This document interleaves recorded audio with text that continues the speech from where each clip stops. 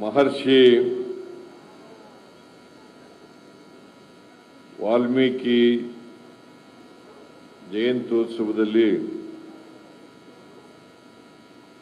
ಮುಖ್ಯ ಅತಿಥಿಗಳಾಗಿ ಭಾಗವಹಿಸಿರ್ತಕ್ಕಂಥ ಲೋಕೋಪಯೋಗಿ ಸಚಿವರಾದಂಥ ಶ್ರೀ ಸತೀಶ್ ಜಾರಕಿಹೊಳಿ ಅವರೇ,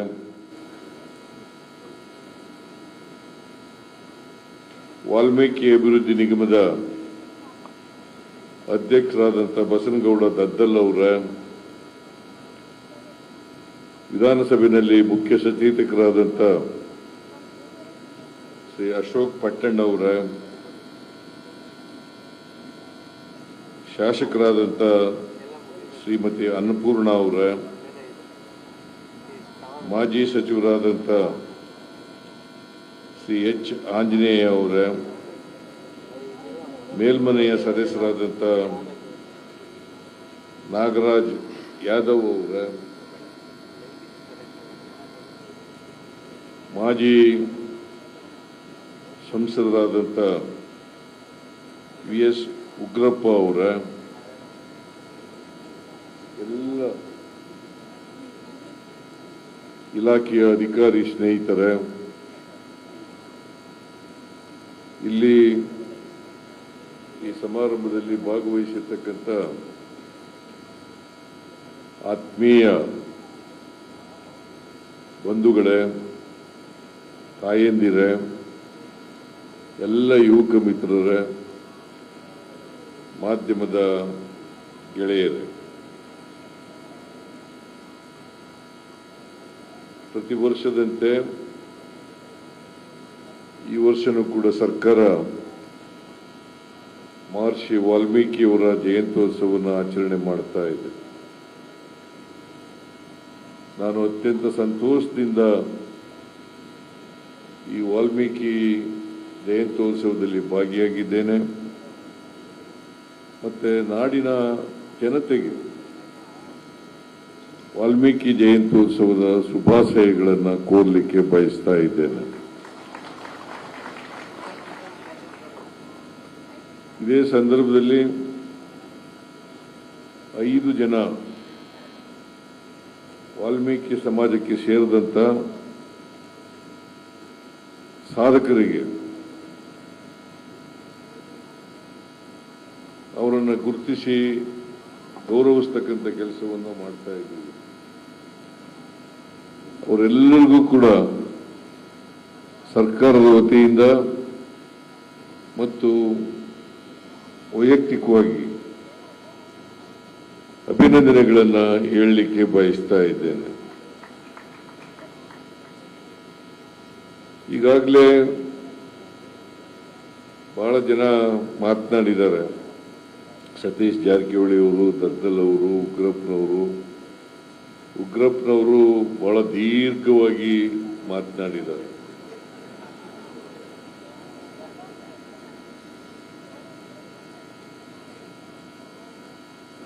ಹಾಗಾಗಿ ನನ್ನ ಭಾರ ಕಡಿಮೆ ಮಾಡಿದ್ದಾರೆ.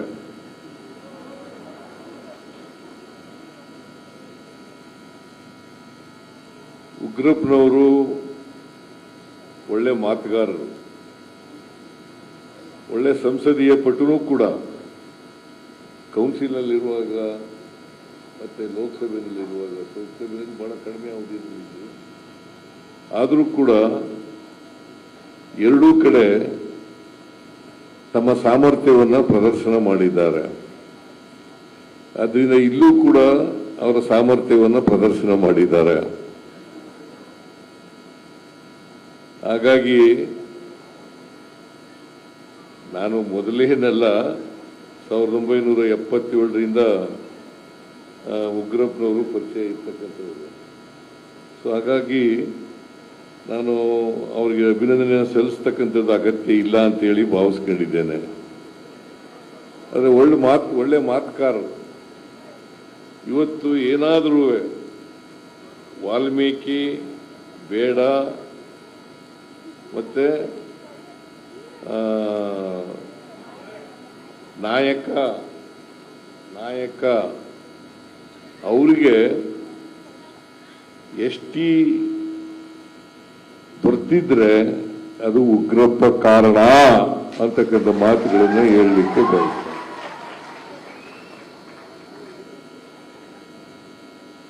ಇದನ್ನ ನೀವು ಯಾರು ಕೂಡ ಮರಿಬಾರದು. ಬೇರೆ ಯಾರು ಕಾರಣ ಅಲ್ಲ, ಉಗ್ರಪ್ಪನವರೇ ಕಾರಣ. 1983ರಲ್ಲಿ ನಾನು ವೀರಣ್ಣವರು MLA ಆಗಿದ್ದರು. ಇವರು ಮಾವ.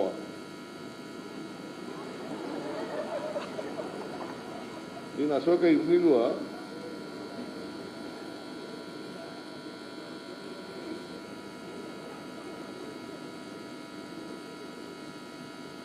ವೀರಣ್ಣವರು ಅಂತ ಇದ್ರು, ಕೊರಟಗೆರೆಯವರು. ಅವರು ವಕೀಲರಾಗಿದ್ರು. ಅವ್ರ ಮಗಳನ್ನೇ ಮದುವೆ ಆಗಿರೋದು ಇವರು.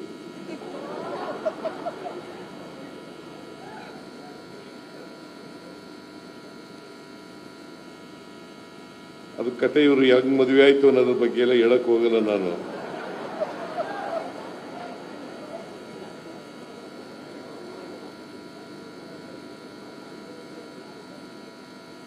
ಮದುವೆಗೆ ನಾನು ಅಟೆಂಡ್ ಮಾಡಿದ್ದೆ.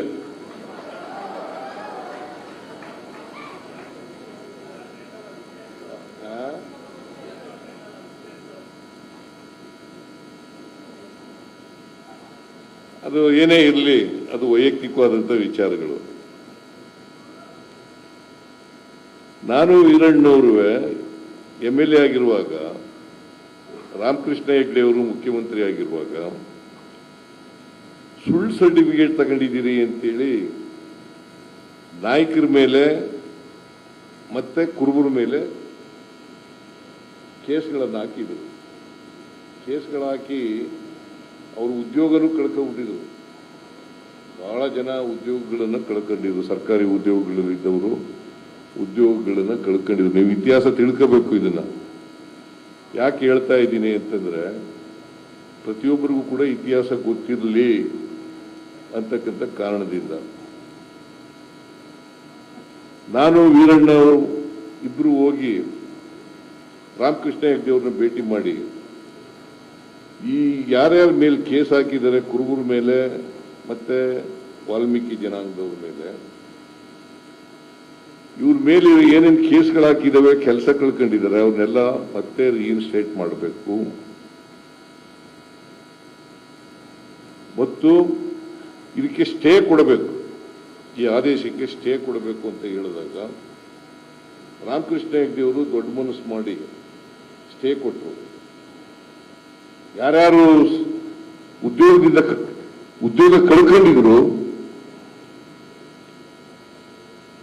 ಉದ್ಯೋಗ ಕಳ್ಕೊಂಡಿದ್ರು ಅವರೆಲ್ಲರಿಗೂ ಕೂಡ ಮತ್ತೆ ರೀಇನ್ಸ್ಟೇಟ್ ಮಾಡಿ ಉದ್ಯೋಗವನ್ನು ಕೊಟ್ಟರು.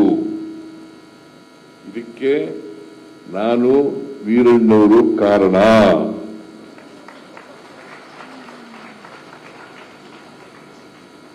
ಆಮೇಲೆ ರಾಮಕೃಷ್ಣ ಹೆಗ್ಡೆ ಅವರಿಗೆ ನಾವು ಮನವಿ ಮಾಡೋದು, ವಾಲ್ಮೀಕಿ ಜನಾಂಗದವರಿಗೆ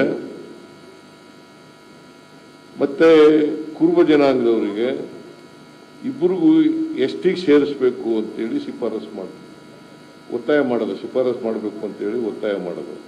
ರಾಮಕೃಷ್ಣ ಹೆಗ್ಡೆ ಅವರು ಶಿಫಾರಸು ಮಾಡಿದ್ರು ಕೇಂದ್ರ ಸರ್ಕಾರಕ್ಕೆ. SC ST ಸೇರಿಸ್ತಕ್ಕಂಥ ಅಧಿಕಾರ ಇರ್ತಕ್ಕಂಥದ್ದು ಕೇಂದ್ರ ಸರ್ಕಾರಕ್ಕೆ, ರಾಜ್ಯ ಸರ್ಕಾರಕ್ಕಲ್ಲ. ಇದನ್ನ ಸ್ಪಷ್ಟಪಡಿಸಲಿಕ್ಕೆ ಬಯಸ್ತಾ ಇದ್ದೇನೆ ನಾನು.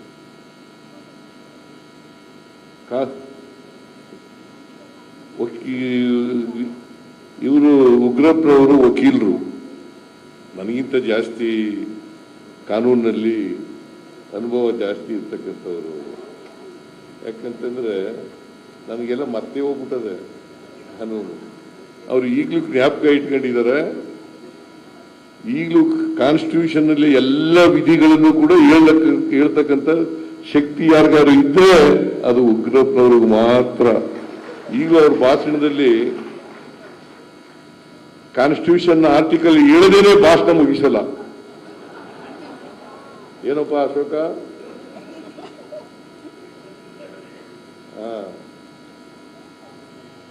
ಸೊ ಅದಕ್ಕೆ 340, 341, 342 ಅವೆಲ್ಲ ಹೇಳಿರೋದು. ನಾನು ಅವೆಲ್ಲ ಮರ್ತು ಬಿಟ್ಟಿದ್ದೀನಿ. ನಾನು ಲಾಯರೇ, ಆದ್ರೆ ಮರ್ತು ಬಿಟ್ಟಿದ್ದೀನಿ. ಅವರು ಇವತ್ತು ಕೂಡ ಕಾನೂನನ್ನ ಪ್ರಾಕ್ಟೀಸ್ ಮಾಡ್ತಾರೆ, ಹಾಗಾಗಿ ಅವರು ನನಗಿಂತ ಹೆಚ್ಚು ಕಾನೂನಲ್ಲಿ ತಿಳುವಳಿಕೆ ಇರ್ತಕ್ಕಂಥವ್ರು ಅಂತಕ್ಕಂಥದ್ದನ್ನ ಒಪ್ಪಿಕೊಳ್ಳುತ್ತೇನೆ. ಹೆಚ್ಚಿನ ವಿಡಿಯೋಗಳಿಗೆ ಪ್ರತಿಧ್ವನಿ ಯೂಟ್ಯೂಬ್ ಚಾನೆಲ್ ಸಬ್ಸ್ಕ್ರೈಬ್ ಮಾಡಿ, ಬೆಲ್ ಐಕಾನ್ ಕ್ಲಿಕ್ ಮಾಡಿ.